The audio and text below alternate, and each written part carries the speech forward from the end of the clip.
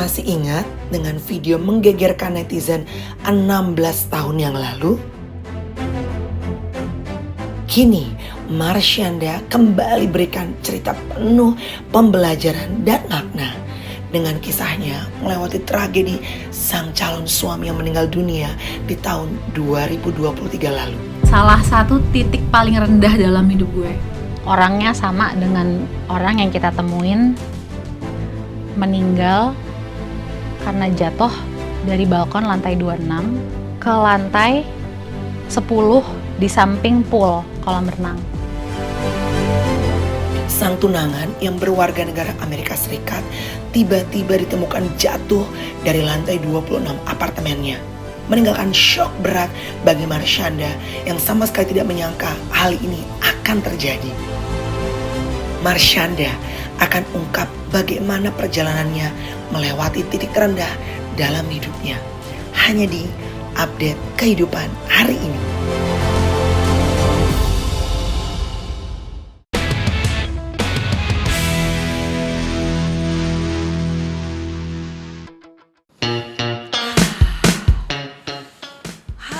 Segar. Beda emangnya pemirsa kalau yang namanya udara di Menteng. Kayaknya tuh masuk ke hidung tuh kayaknya lebih ngok gitu ya kan. Siapa sih kalau biasanya aku jumpa sama teman-teman artis ya. Jarang nih daerah sini nih. Tapi ini adalah seorang artis yang dari cilik katanya udah tinggal di daerah Menter. Di daerah Menteng. Sementara saya masih tinggal di Bekasi guys. Oke, siapakah dia yang pernah memberikan statement bahwa saya pernah berjuang dengan bipolar disorder? Tahu dong pastinya. Yuk masuk yuk. Rumah daerah Menteng gimana sih guys dalamnya guys? Let's go.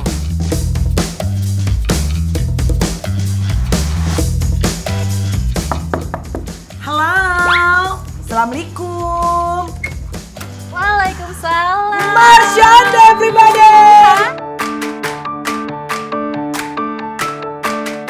Kehidupan, Caca. Muah, muah. Looking good. Thank you so much. Sehat? Sehat alhamdulillah. Thank you for coming. Of course. Masih bipolar nggak? Itu pertanyaan kayak semua orang.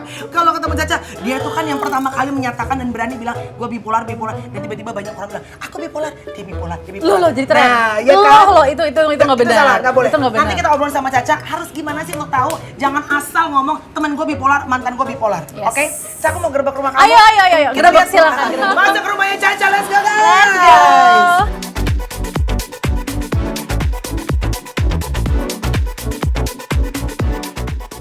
Masuk Kak. Wow, Silakan. ini dia guys ya yang sering banget aku lihat di Instagramnya Caca nih. Yes. Bener gak sih? Bener banget, jadi aku sengaja bikin Nih. dekor rumahku ini semuanya estetik. Biar Estetik. kalau bikin konten, mau bikin video, foto itu di rumah aja. Semua di rumah, jadi it's like a studio tapi in your house. Yes. Ini belakang gue sering banget lihat. Oke, boleh duduk gak sih Ca? Boleh. Mau lihat itu nggak? Mau Apa? house tour dulu nggak? Oh, House tour. boleh. Aku ajak house tour ya. Kita house tour dulu ya Ca. Oke, yeay. Jadi Oke. sekarang Ini adalah dapur. My favorite spot juga nih.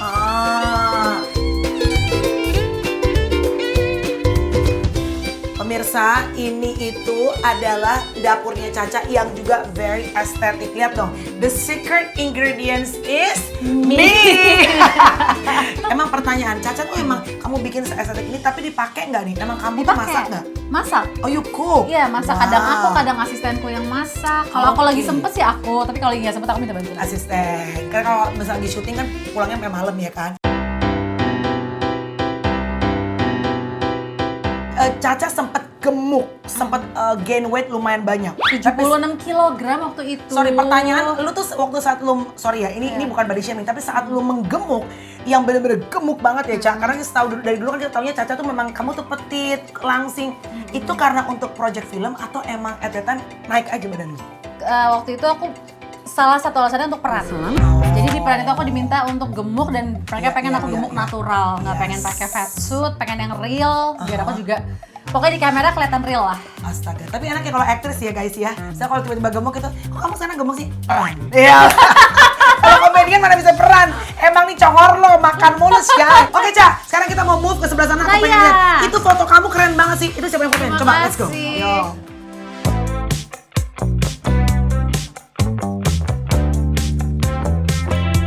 Wow, Oke. Ca.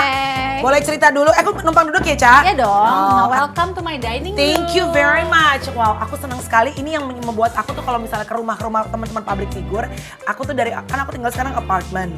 Aku rindu untuk pindah ke rumah sih. Rumah yang di dataran tanah. bukan Tanah apartemen. kayak gini kan lu bisa customize lu banget, ngerti gak sih, Ca? Kalau apartemen tuh terbatas ya Iya. untuk redecorate. Bener, menurut aku rumah ini Marsyanda banget sih. Tapi kalau anak menteng kecilnya, dia tahu nggak jajanan cilok dan segala macam. Coba ya. Apa tuh? Jajanan cilok Ca, tahu dong. ini jajanan-jajanan waktu jujur ya, gue tuh SD-nya di Pondok Gede, Say. Tau Pondok Gede nggak lo? Tahu kagak? Belakang pasar sekolah gua. Oke, Ca. So, you pernah Oke. makan ini nggak? Ini apa ini? What is this? Oh, telur Oh, gulung. iya. Telur gulung aku nggak pernah makan ini. Aku nggak tahu. kalau- Kayaknya waktu kita SD nggak ada di telur gulung. Ini jajanan SD-nya Gen Z kan? Iya, Bu. Kita Generasi SD-nya Z. udah tuh, apalagi saya, Bu. Gen Z, Gen Z. Oke, ini. Enak banget, boleh bagi nggak? Iya. Dan lo tau makannya, Ca? Tahu nggak makannya gimana? Dia gini-gini ya? Tarik, Sep, sep, sep, set, sep, sep. dari plastik ya? Iya, jadi Lu nggak tarik ribet. gini. Udah yang ada yang tersedia gini makan aja gitu kan. Gak usah minta piring. Ini Ca tahu nggak? Cilok, aku tahu. Cilok, yes. Cilok itu aci dicolok. Bener nggak? Iya. Dan sebenarnya rasanya juga anyep ya, Say. Cuma pakai bumbu tapi kita demen aja Cuma gitu loh. sensasinya seru aja kali ya makannya kayak gini. Yes. So, oke. Balik kepada pertanyaan gue. Jadi, Caca si anak menteng ini yang mohon maaf, kakek Anda punya hotel, Sofyan, saya tahu, iya kan? Yang kalau gue lewat, yuk hotelnya kakeknya Marsyanda dong. Udik banget sih. Lu makan ginian juga nggak? Iya, karena gini, mamahku sekeluarga lah ya. Jadi kan aku kan SD tuh SD deket rumah, Iya. namanya SD swasta lah pokoknya. Iya. Satu angkatan cuma 14 orang ya kan. Wow, bonafit sekali, nah, bonafit sekali. untuk menyeimbangkan kehidupanku, mamaku tuh masukin aku ke sekolah negeri yang satu angkatan 9 kelas, 40 anak satu kelasnya. Di Salemba. Nah, di situ lo aku ketemu dengan jajanan ini, Apa nama? lidi Apa dan nama? lain-lain. Salemba? 16. Apa? Belakangnya 68. Belakangnya 68. 16. Sebelumnya SD-nya di mana dulu sebelumnya? Di Jalan Atuar Hari, dekat Taman Lawang tahu tuh. Oh iya, Bu, tahu lagi tahu lagi. Nah, itu sekolah gua, Ca. Ini sama itu Astaga. sekolahnya, Jadi astaga. itulah titiknya yang biar orang Iya, tahu iya. tuh. Ca, kita boleh move ngobrol-ngobrol boleh, sofa nggak? boleh. Oke. Jadi di situ lebih nyaman. Siap, makan cilok? Nggak usah, ntar aja ya. Bikin berantakan diet aja ya, let's go.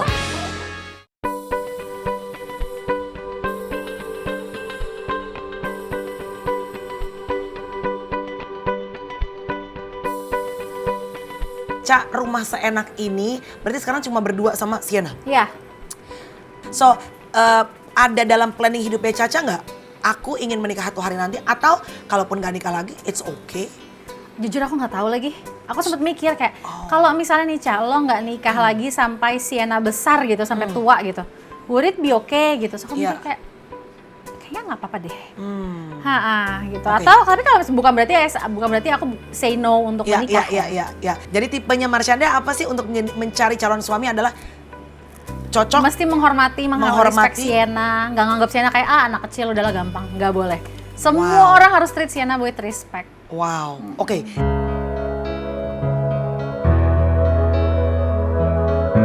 Ca, apa yang terberat dari perceraian? Karena gini, lu kan termasuk at the end pada akhir saat ini kalian bisa co-parenting sama-sama sama Ben ya. Walaupun rough mungkin di awal-awal, sekarang kan kalian jadi bisa co-parenting. Gua lihat tuh fotonya Ben sama bininya, lu sama anak lo sama Sienna terus bisa foto sama-sama. I mean it's beautiful gitu ya. Tapi dalam perjalanannya apa sih beratnya di tengah berjalan akhirnya harus berpisah dan Sienna tidak bisa memiliki ibu dan saat itu ayahnya yang sama-sama.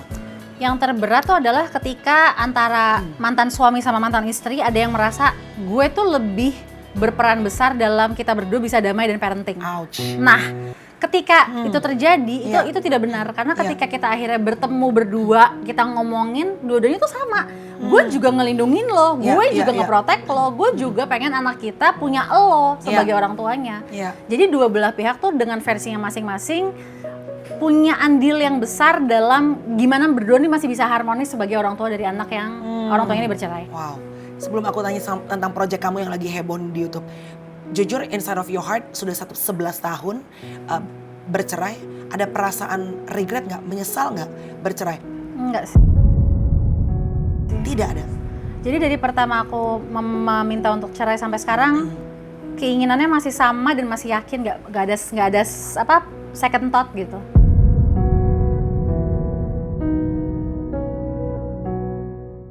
Wow.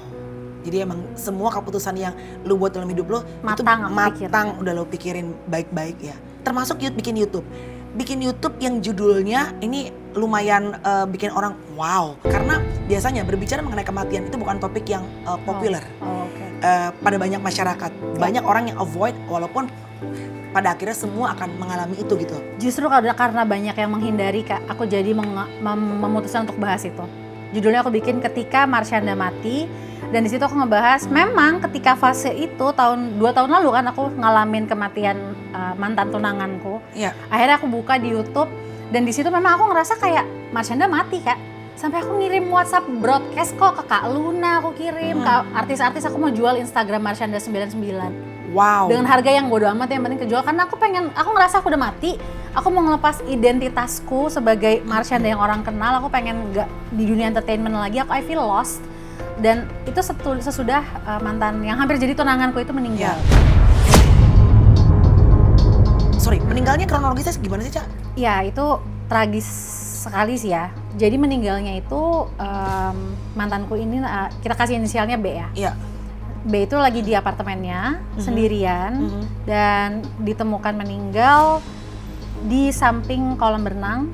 Jatuh? Diduga jatuh dari apartemennya, berapa belas lantai.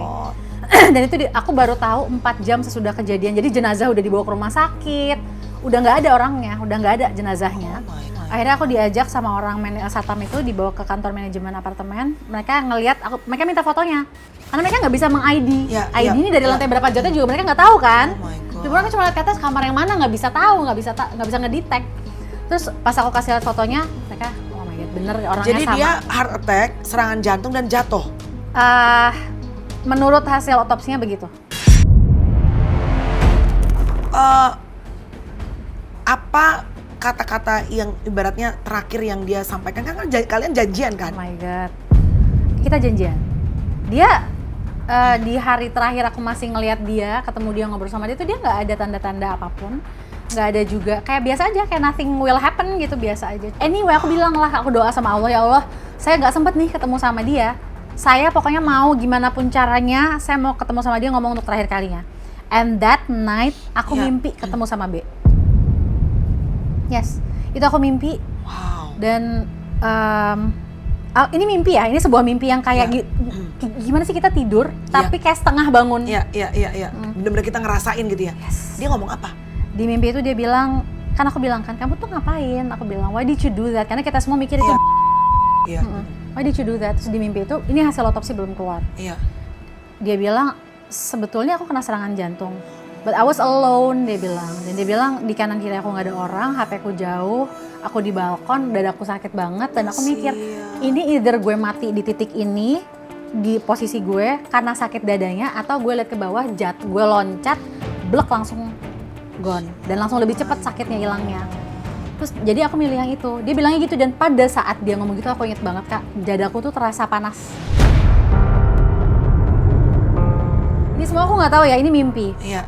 Tapi ya hasil otopsinya sebulan kemudian keluar, ternyata memang benar menunjukkan dia ada serangan jantung. Oh my God. So jadi kayak sending message lewat mimpi kepada orang terdekatnya. Wow banget. Dan terakhir di mimpi itu dia bilang, pokoknya kamu pengen jadi healer, kamu punya masa lalu yang berat dalam hidup kamu, dia ngomong ke aku, kamu pengen jadi healer buat banyak orang, motivasi banyak orang, teruslah lakuin itu dan find a good guy. Iya, tapi aku setuju sih, nggak ada yang terjadi semuanya tanpa satu tujuan khusus yang memang Tuhan ciptakan untuk kita pribadi ataupun untuk orang lain. Dan kamu tuh selalu concern untuk membangun orang lain. Beautiful. Aku pengen ngobrol-ngobrol sama Caca yang katanya sekarang juga kamu lagi proses belajar, ada apa sih singing bowl. Nah itu nanti apa? Aku belum ngerti tuh singing bowl apa tuh, ya kan aku tuh cuma bola doang. Ini singing bowl tuh apa? Oke, kita mau ke wardrobe Caca, boleh gak? Boleh. Oke, boleh. let's go. Yuk. Ayo kita ke atas.